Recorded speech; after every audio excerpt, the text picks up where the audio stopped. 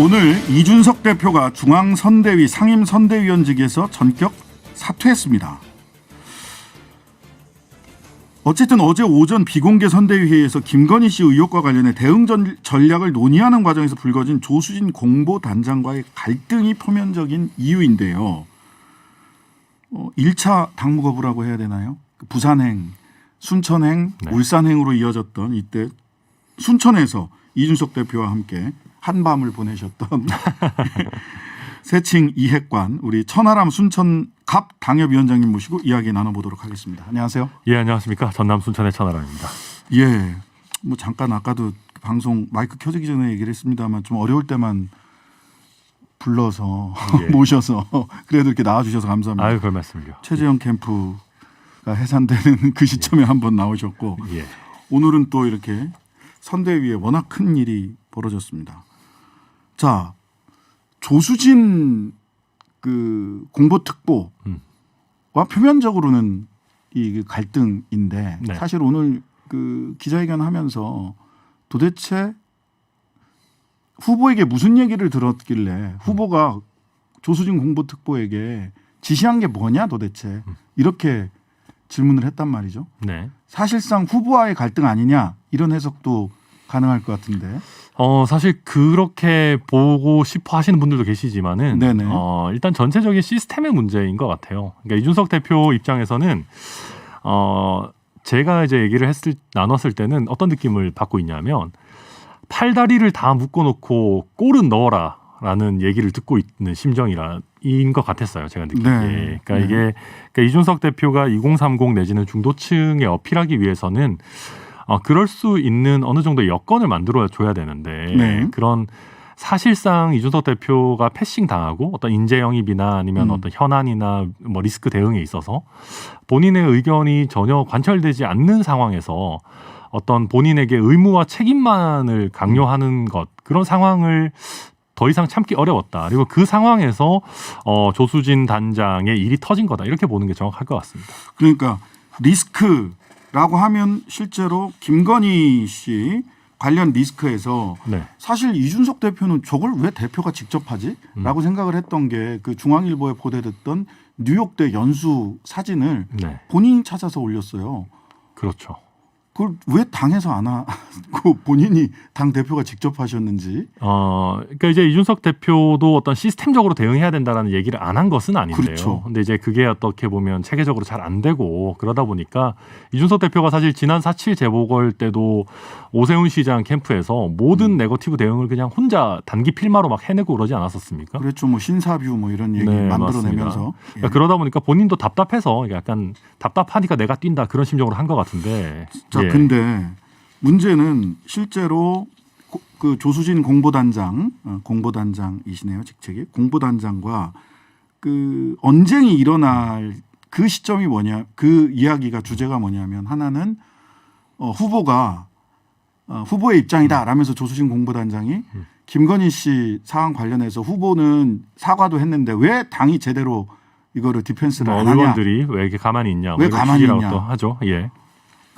그러니까 또 그 이준석 대표는 아니 난 열심히 하고 있는데 김종인 총괄도 그렇고 나도 열심히 하는데 소위 윤핵관이라는 사람들이 내부 총질하고 있으니 거기부터 좀 정리해라. 이 결과적으로는 이 선대위와 후보가 캠프가 하나로 묶여 있는 게 아니지 않느냐. 이중구조, 삼중구조로 선대위가 굴러가고 있는 거 아니냐.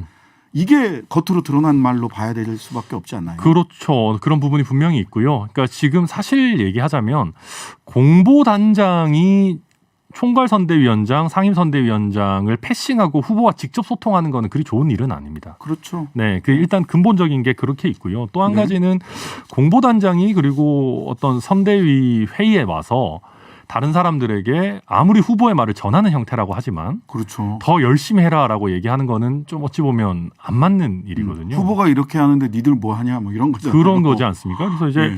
그러니까 지금 이게 우리가 이준석 대표가 좀 젊다 보니까 네. 좀 우리 스스로도 언론인을 포함해서 좀 네. 가볍게 여기는 부분들이 있는 것 같아요. 네. 그러니까 제가 예를 들어 좀 상상을 해봤어요. 네. 만약에 민주당의 박강원 공보단장이 네. 송영길 대표가 앞에 있어서 송영길 대표가 이거 익명 인터뷰 이런 것도 좀 제어도 하고 그래라라고 했는데 저는 이재명 후보 말만 듣습니다. 선대위원장 말은 안 들어요라고 하고 그 상황에서 난리를 치고 그 다음에 나가가지고 송영길 상임선대위원장이 정신 이상해. 뭐 정신 이상하다라고 하는 뭐 예를 들어 열린공감 TV 영상을 기자들에게 뿌린다. 이러면 단순히 사과하고 사퇴하라라고 하지 않고 민주당에서 출당시키라고 할 겁니다. 징계위 회부감입니다. 네. 근데 이게 우리 스스로 언론들을 포함해서 그러니까 젊은 기자들을 포함해서 이준석 대표가 젊다라는 것만으로 이 사태의 심각성을 좀 스스로 낮게 평가하는 것 아닌가 그런 생각이 듭니다. 자, 인재영입 아까 리스크 관리나 인재영입 부분에 대해서 손발을 묶어놓고 꼴르라고 하는 걸로 보인다. 인재영입 관련해서는 최근에 신지혜 전 녹색당 공동 운영위원장이라고 하던데요. 페미니스트 신지혜 영입, 그다음에 이수정 선대위원장 영입. 이 건이 가장 큰 인재영입과 관련돼서는 문제겠죠. 네, 그 이수정 공동선대위원장은 뭐 이미 좀 지나간 이슈니까 그렇다 치더라도 최근에 신지혜 그 부위원장 영입 같은 경우에는 사실은 굉장히 부적절한 카드라고 볼 수 있죠. 왜냐하면 우리나라에 수많은 페미니스트들이 있는데 조금만 검색을 해보면 신지혜 씨가 이제 신지혜 부위원장이 이준석 대표와 가장 많이 부딪혔던 사람이라는 걸 알 수 있거든요.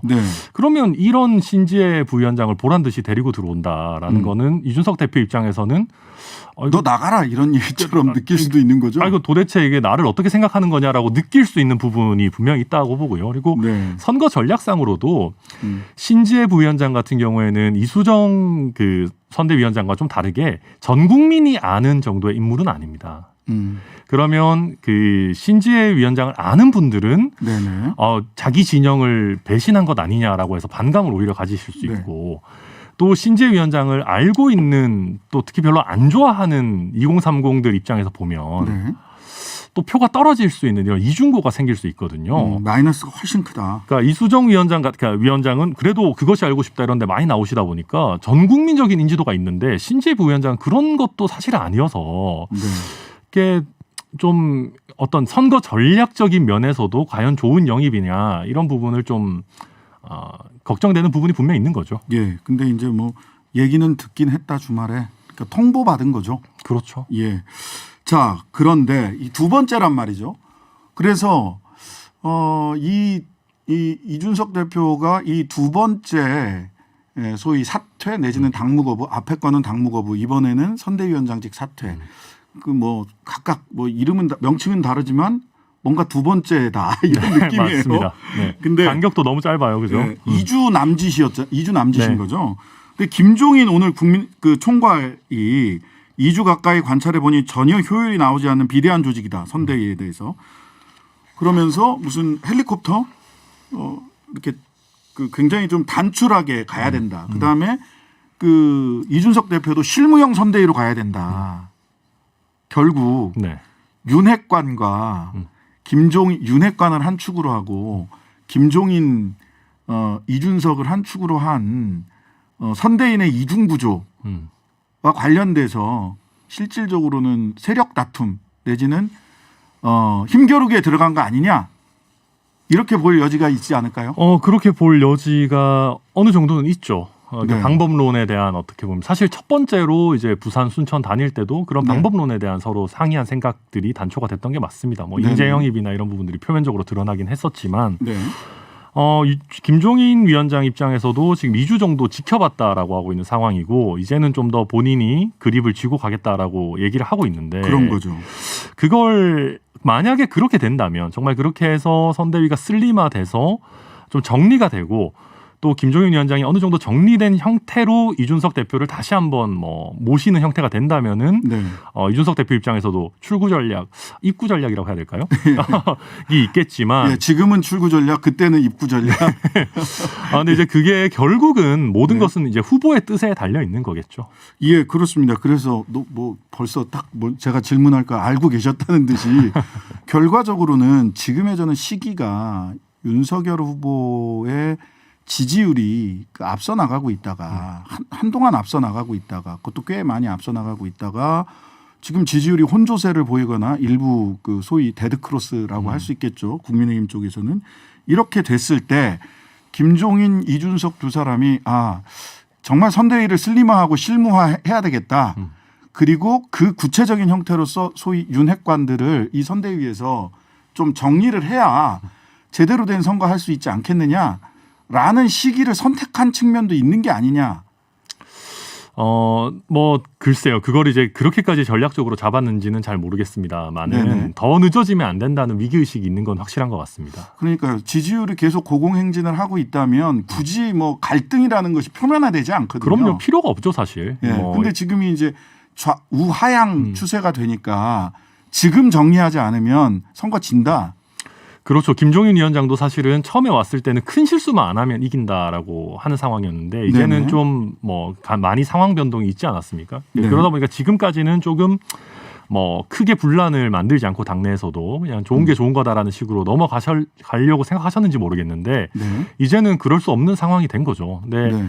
결국 근데 이 모든 것은 오늘도 이준석 대표가 여러 번 얘기했지만 윤석열 후보가 어떤 식으로 갈지를 판단을 해야 되는 부분이고요. 그 판단하는 거에 가장 큰 잣대 중에 하나가 이제 뭐 지지율이 되겠죠, 아무래도. 네.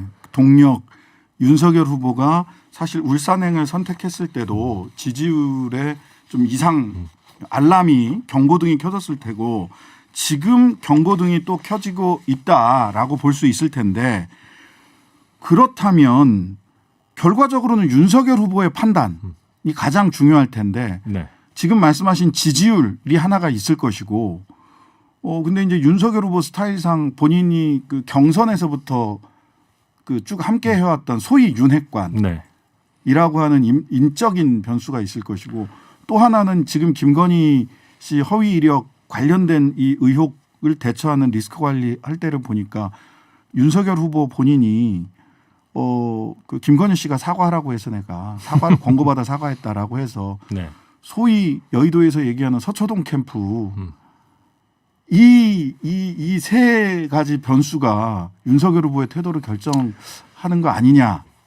이 부분은 어떻습니까? 아니, 뭐 뭐가 결정적일까요? 서초동 캠프까지는 뭐 잘 모르겠습니다만은 저는 거기는 물어보면 서초동 캠프는 잘 안다는 분이 아무도 없어요. 네, 저도 잘 몰라요. 저도 윤핵관이 아니어가지고. 네네. 근데 그 결국은 네. 윤핵관이라고 하는 측근 그룹에서 나름대로의 판단이 있어야 될 겁니다. 왜냐하면 그분들이 어떤 정권을 교체해서 부귀영화를 보려고 해도 선제적으로는 정권 교체가 돼야 되는 것 아니겠습니까? 네네. 그럼 결국은 어떤 윤석열 후보 본인도 여러 가지 뭐 언론을 접하시겠지만 그 주변에 있는 분들이 이대로 가서는 안 되겠다. 일단 이겨놓고 보자라고 하는 판단을 내리는 지점이 올 거라고 보고요. 네. 그렇게 돼야지만 아마 어떤 전향적인 상황 변동이 있겠죠. 네.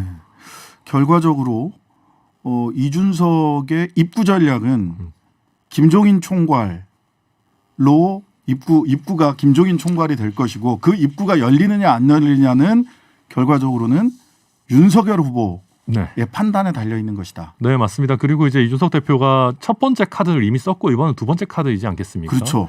근데 지금 첫 번째 카드를 썼지만 그때도 울산회동에서 굉장히 극적인 장면을 연출했지만 네. 결과적으로는 당대표가 패싱되는 상황이 별로 달라지지 않았단 말이에요. 네네. 그러면 이번에는 다시 돌아오기 위해서는 정말로 깔끔하게 정리가 돼야 되는 것이고 네. 그거는 김종인 위원장의 역할도 역할이지만 윤석열 후보가 기본적으로 이준석 대표를 어떻게 바라보고 어떤 식의 관계 설정을 하느냐에 대해서 이준석 대표가 확신이 생겨야지만 다시 한번 뭐 들어올 명분도 있고 스스로도 생각을 바꾸지 않을까 그렇게 예상이 됩니다. 네.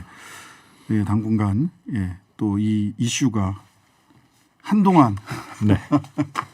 관심 사안이 될 것 같습니다. 예.